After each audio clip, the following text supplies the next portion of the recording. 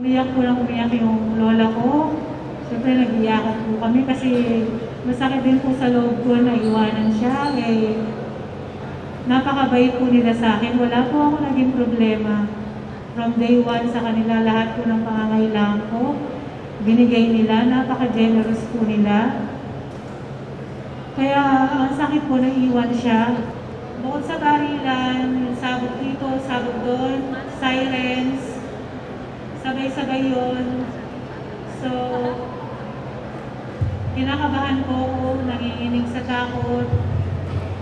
Nag-message na po ako sa family ko na, anak, mahal na mahal po kayo, ingatan niyo yung sarili niyo. Huwag niyong isipin si mama. Ako po ay nasa Central. Ang minsan po from Gaza will go to the port po sa amin. So, traumatic po yung sound para sa akin. Kaya po, naisipan ko po, uwi na lang po ako kaysa po kikita ako na malaki. Pero yung mental health ko po, hindi na po healthy. Kumusta? Ano ang pakiramdam? Ay, yung ating 16 OFWs,